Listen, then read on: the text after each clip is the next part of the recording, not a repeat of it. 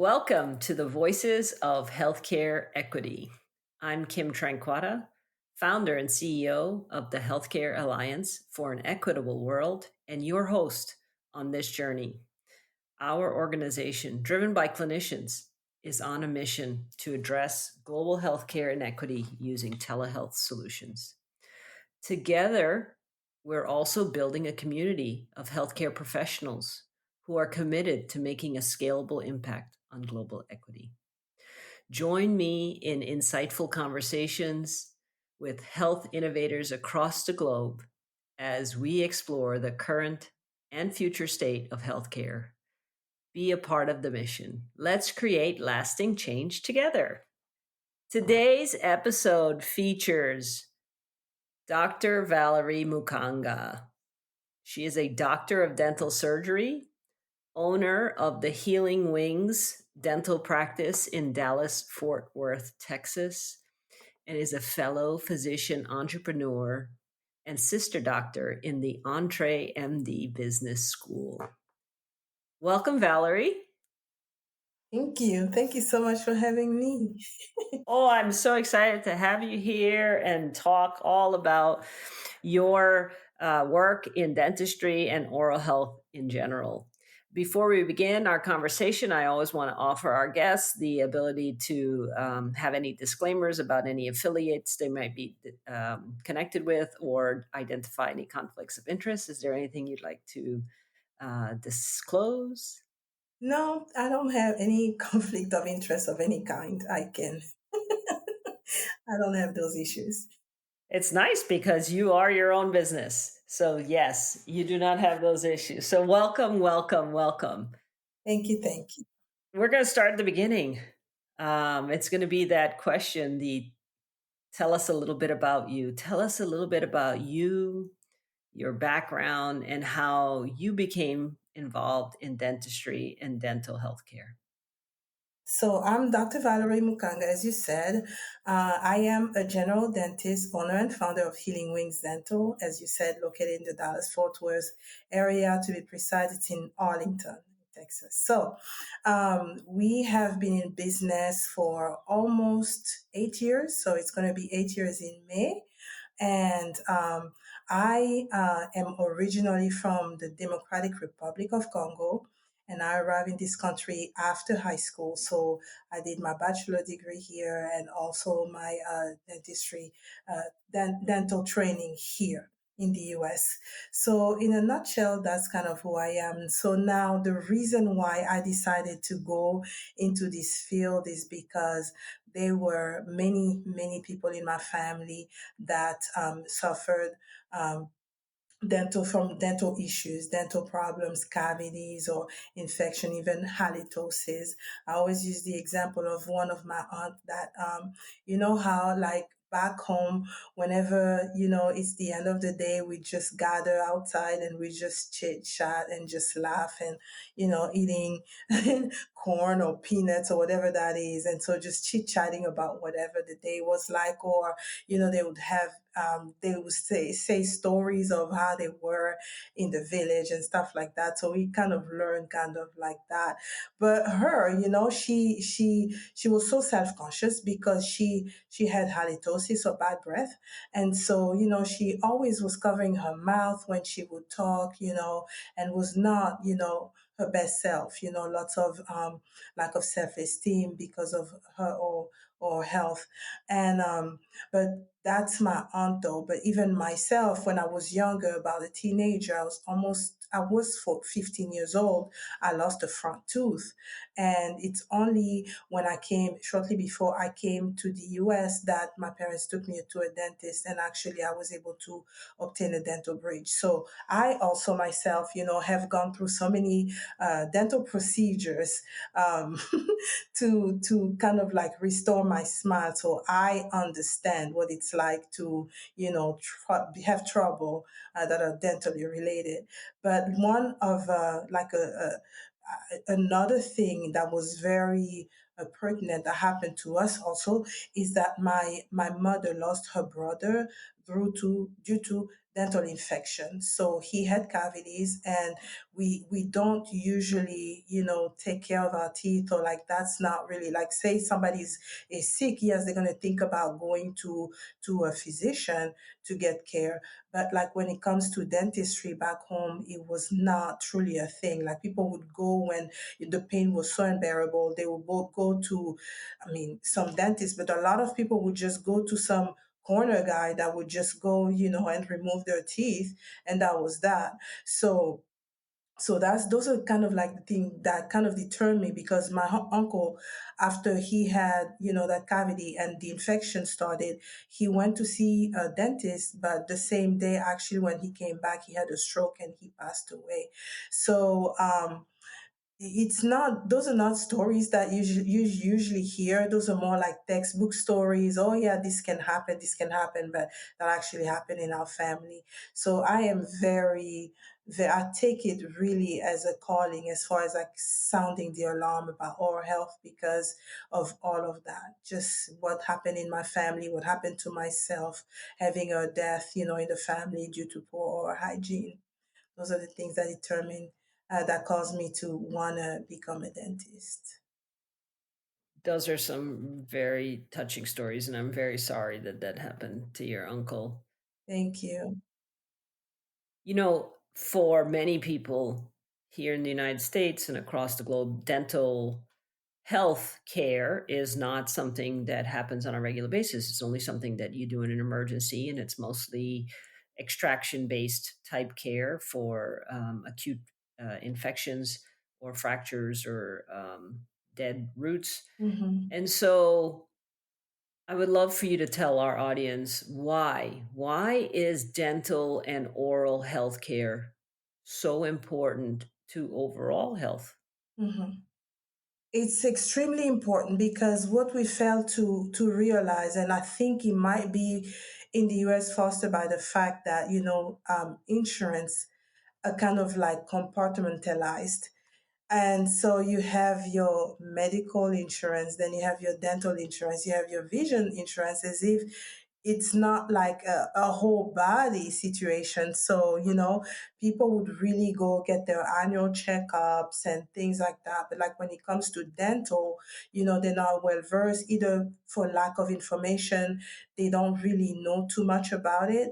But a lot of it also stems from the fact that people are very, very anxious of going to the dentist. For example, like there's so many days that you see people sitting on the chair, and the first thing coming out of their mouth after hello is like, I hate the dentist. And I sometimes try to downplay it and tell them, well, I know you don't hate me, I'm pretty nice. And they're like, no, it's not you. So kind of like to put them more at ease. But there are a lot of people who maybe have experienced dental trauma when they were young. They may have been in a situation where back in the days, especially adults, because dentistry has evolved a lot, there were a lot of procedures that were done without anesthesia. So imagine you already having the pain and, all the discomfort of having maybe like a tooth extracted without anesthesia. I can't even fathom. So if you were that person, you will not want to go back, and you will end up just going when things are, have fallen so low, whereby you are at the point or at the verge of really losing an infection, losing a tooth, or, if your cheek is yeah big. So, I mean, I think it's a lack of information, lack of finances, all those kind of things that cause people to really not be mindful about, prioritizing their dental health. Yeah, and this starts early in life. Mm-hmm. Yeah, with children. Mm-hmm. I'm an emergency physician, and we see dental emergencies in the emergency department quite frequently because people don't have someplace else to go Mm-hmm. to have their emergency pain or fractured tooth or, God forbid, jaw fracture Mm-hmm. taken care of um, on the outside. And so, really having ongoing dental care is so important. We see it all the time because we see what happens when people can't address it. Oftentimes, even when we are able to manage a local abscess, maybe a little drainage and antibiotics, they still can't go and get the care because there's too much to be done and it's so expensive. That's such an important part of your health that can and does lead to heart attacks and Mm, strokes, correct. life threatening infections. It Mm-hmm. affects your diet, which affects your health. It affects your job prospects and how you interact in society. It has such a large overarching effect, and yet so many people are left out. So we definitely appreciate you and other dentists that take care of people. Right. And talking about that, there are a lot of kids who miss school because of dental pain, and so that affects your education as well. And even though, they can go to a dentist and actually have a doctor's note explaining that they were actually at the doctor, many parents don't really want to do that. They just don't see the value. And a lot of parents have also projected the fear onto their children, so because the parents are scared, the children are thinking, okay, if I can feel, even if the parent doesn't necessarily say it, but that projected fear, the children can sense it. And so they're like, okay, if mom is scared, then maybe I ought to be scared too. And sometimes it's difficult for the parent to also take off from work, so this it's compounded in so many ways, because sick leave isn't something that people are afforded in this country unless you work for the federal government. So most organizations, they don't have sick leave, so they can't take time off to take their children to the dentist. I know you offer weekend Hmm. clinics, but many practices don't. They operate during school times, they even close during school vacations. So it really excludes a large group of children from being able to access that care. You're really right about that. This is true. So awesome job. Thank you for having a weekend clinic as well. Thank you.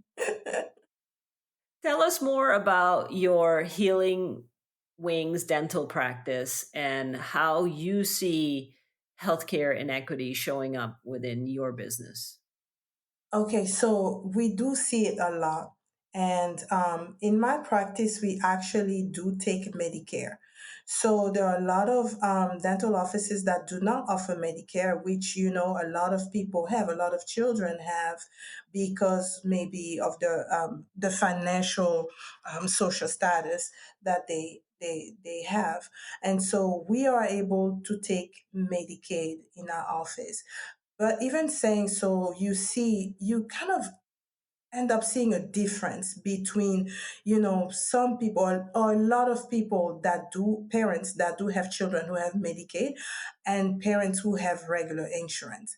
For example, in my office, yes, we do offer, and I think that's one of the reasons why many dentists don't really want to necessarily take those kind of insurance. Though it would be good, it would be really nice because you're helping people who are underserved. But in that population, though, you would see a lot of people who are not really compliant. So they may or may not show up for their appointment. There's a high rate of no show. They will say they are on their way and they will not be coming, and things like that. So, and also with Medicaid too, the repayment plan is very low compared to other insurances, or compared to cash based practices. So I think that also is another thing that feeds into the disparity, because there is lack of access for a lot of people who are not financially set. We see those kind of disparities. But I would say also maybe like in my own Congolese community, because there's a wide Congolese community in the area, in Dallas area, Dallas Fort Worth area. In fact, there's a lot of people who are not aware, of the need to go see a dentist. However, you also see a language barrier. So you have people, because our first language is French. So you have people who, for lack of, understanding of English or mastering English, they're scared to even call the dentist. So I have maybe like people who, and I've learned to kind of be okay with it, you know. There's some people that I know personally who would refer their friends or their family, and you know, because they're afraid of calling the office, they want to call me directly. And you know, sometimes I mean, for the most part, I'm okay with it because I understand the struggle, but I want to let them know that when I'm in the office, you know, my phone is in the bag, and so maybe many times I might be lacking your phone call, you know, when you call during business hours. And I also, you're a doctor, you know that we don't really master our schedules. So basically, it is the scheduler that knows what's going on, when to place who. And if you call me on the weekend, I don't know. I'm not really sure. I don't have access to the schedule like that. So, you know, those kind of people, it's hard for them because though you tell them, you know, go ahead and call the office and just say, I don't speak English, but sometimes they're just scared to do that, you know, so then they go, you know, they end up not being able to get the care that they need for fear of not being understood, or you know, not being able to express themselves. And I mean, it's kind of a blessing that I am in the community and that I can help. Imagine if you are that person in a community where there is no one that speaks French that can help you. Because I believe that in this Dallas Fort Worth area, I'm the only Congolese dentist there is. You know, so imagine the people who are even scared of coming to the office or calling the office to make an appointment and trying to reach me directly. Imagine if you know, if our office was not there to help. That leads many people to end up, you know, just going to emergency rooms, and most of them do not, you know, have a dentist available to actually do the procedure. So those are the kind of things, you know, disparities that we see. We see, you know, the people who maybe not don't, the people who have Medicaid, that we are able to help. We are also seeing the people who have the language barrier for whom it's a problem. But you just, yeah, those are the kind, I would say those two things for the most part. Yeah. Valerie, you also speak some Spanish, and I would assume that that is also an advantage. You may have an incredible niche advantage if your front desk staff spoke French and Spanish as well.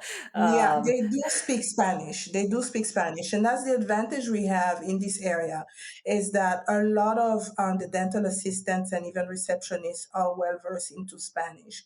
There are so many people who do not speak English, and so they call. I'm able to understand at least what they're saying and verifying that the translation that's being given to me is accurate, because sometimes, you know, there will be a loss in translation between what the patient is saying and what, you know, the assistant is interpreting.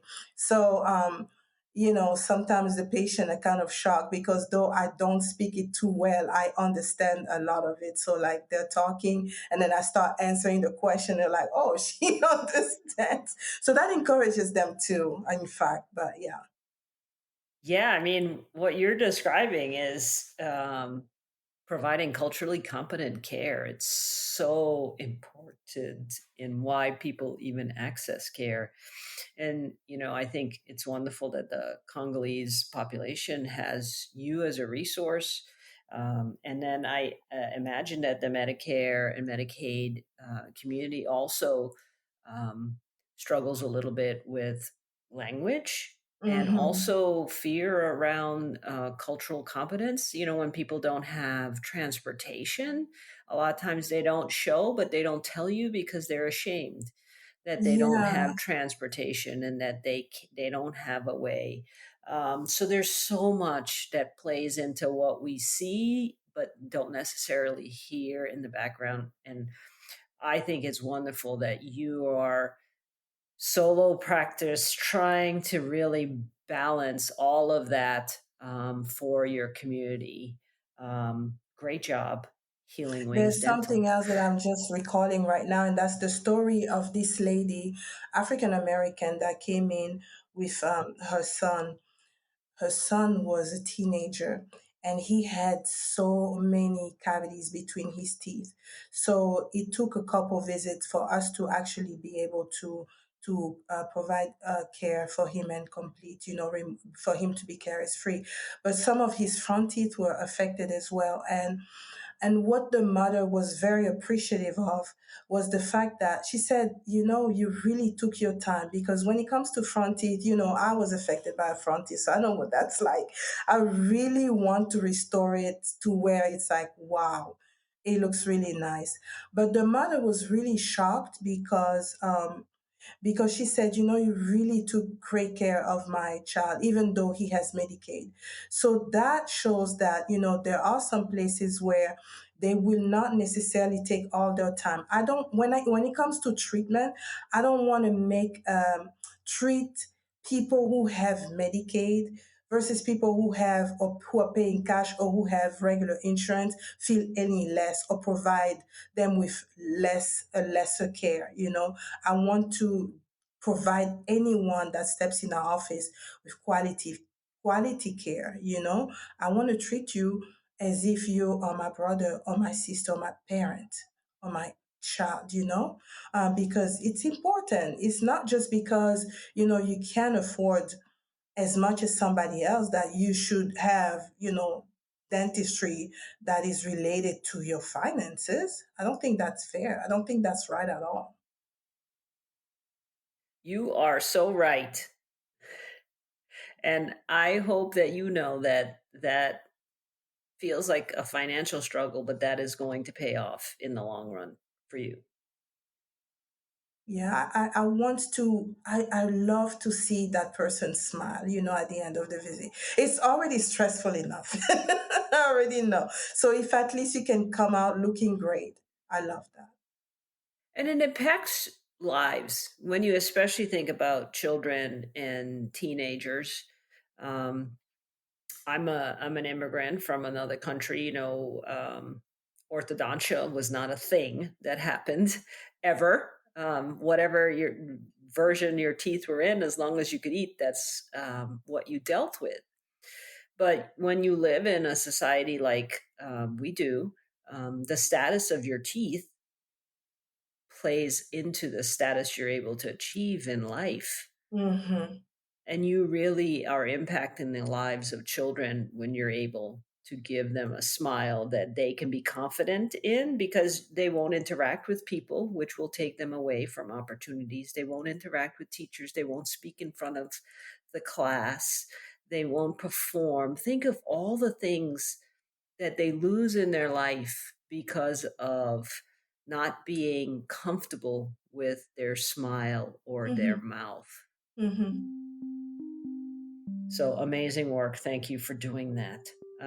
We are going to take a little break, and then we're going to come back and speak some more with Dr. Valerie Mukanga.